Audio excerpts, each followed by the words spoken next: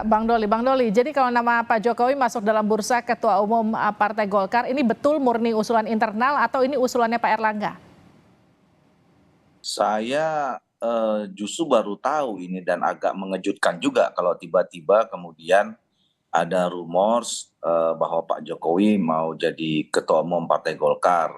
Ya, kalau dalam 2 minggu terakhir ke belakang ini kan yang disebut-sebut itu adalah Pak Jokowi ingin bergabung dengan Partai Golkar gitu. Jadi belum selesai urusan bergabung ini tiba-tiba dibuat isu baru. Saya nggak tahu isunya dari mana ya. Tapi begini ya, pertama saya mau menjelaskan bahwa ya apa ya, semakin ke sini sebetulnya semakin banyak isu-isu yang ya setidaknya mau memojokkan Pak Jokowi ya, atau membenturkan Pak Jokowi dengan siapa saja ya, mulai dari soal isu kecurangan, isu macam-macam. Nah sekarang yang dibenturkan dengan Golkar nih kira-kira.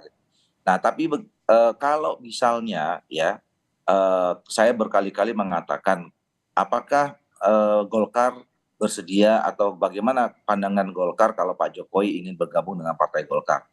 Kalau kami di Partai Golkar, partai ini partai yang terbuka. Ya, jadi saya sering mengatakan jangankan seorang presiden, seorang warga negara biasa saja ya, kalau ingin bergabung sama merasa aspirasinya dengan Golkar, perjuangannya sama, kami dengan senang hati menerima dengan terbuka ya, dengan tangan yang lebar, apalagi seorang presiden gitu. Nah, tapi kan kembali kepada Pak Jokowinya sendiri, karena sampai sekarang kita tahu dan semua orang tahu bahwa Pak Jokowi ini belum pernah menyatakan keluar atau tidak lagi menjadi kader PDI Perjuangan ya, baik dulu dari PDI Perjuangannya maupun dari Pak Jokowinya sendiri. Nah tentu saya kira ini kan harus kita hargai juga posisi seperti itu. Tapi kalaupun kemudian Pak Jokowi mau berpindah, berlabuh ke partai mana saja pada Partai Golkar menerima dengan senang hati. Nah soal posisi ya, nah partai ini partai yang sekarang bisa disebut partai tertua. Kami 2024 ini ya berumur 60 tahun ya. Kami besar dengan mekanisme yang kami bangun sendiri ya, ada aturan-aturan yang berdasarkan konsensus gitu. Nah, kalau untuk menjadi posisi tertentu apalagi ketua umum itu ada mekanismenya sendiri, ada aturannya sendiri yang itu aturan sudah sejak lama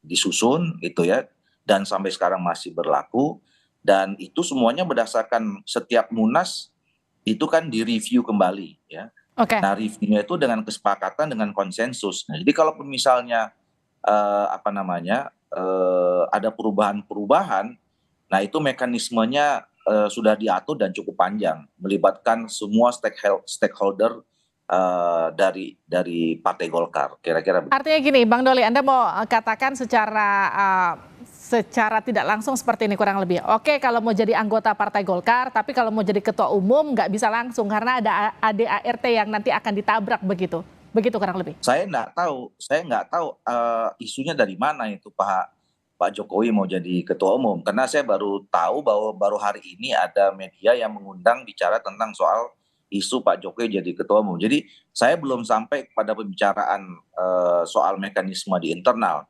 Yang kita harus klarifikasi dulu ini isunya apa namanya, jangan kemudian menjadi isu yang liar ya, kemudian menabrak sana kemari, termasuk menabrak Golkar, menghadap-hadapkan Golkar dengan Pak Jokowi yang selama ini hubungannya cukup baik, kira-kira begitu. Peluangnya ada kan, Bang? Peluang untuk jadi ketua umum? ya kita nggak bisa berspekulasi ya.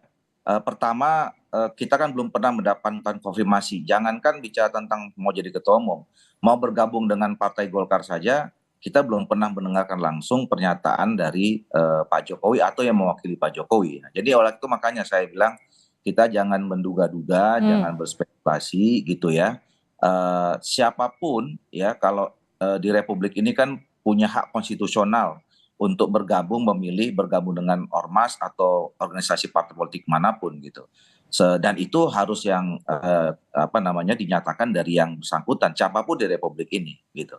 Nah, jadi kata saya mau jelaskan sedikit tadi soal kedekatan ya. Memang Partai Golkar dan Pak Jokowi ini adalah partai yang sangat dekat.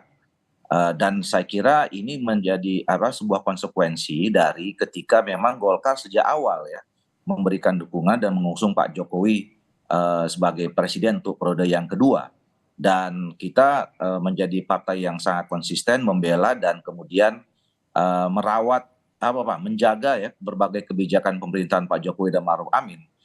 Nah, bahkan kita sering juga dicanda-candain gitu, misalnya Partai Golkar ini lebih Jokowi dibanding partai politik yang lain, partainya Pak Jokowi sendiri gitu.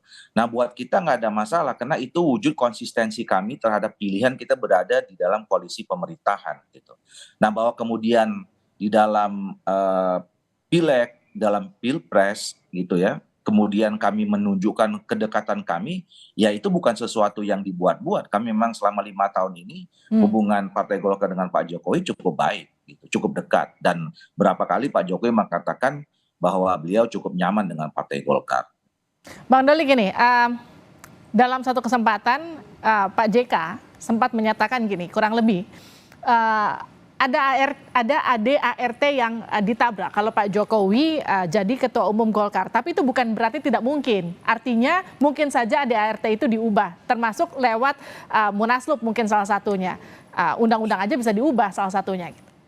Gimana tuh Bang Doli? Memang tidak ada yang tidak bisa dirubah aturan-aturan di dunia ini. Kalau menurut saya cuma Al-Quran aja yang nggak bisa dirubah gitu ya. Nah, apalagi anggaran dasar dan rumah tangga. Nah, tapi tadi saya katakan ya, Golkar ini adalah partai yang cukup matang ya. Kita sudah berjalan menjalani sejarah sudah hampir 60 tahun ini, dan kita besar itu karena memang kita committed dengan apa yang menjadi konsensus dan kesepakatan-kesepakatan kita gitu ya. Nah, jadi kalaupun kemudian ada perubahan-perubahan itu dilalui dengan mekanisme yang cukup panjang ya. Tentu forum yang paling tertinggi adalah Musyawarah Nasional, di mana Musyawarah Nasional itu pemegang hak suaranya adalah DPD provinsi dan kabupaten kota, dan juga ada dewan-dewan di sana ya. Terus kemudian ada ormas-ormas yang berada di lingkungan Partai Golkar. Nah, jadi kalau misalnya ada pun perubahan, itu tergantung dari konsensus kesepakatan yang diambil oleh semua stakeholder partai.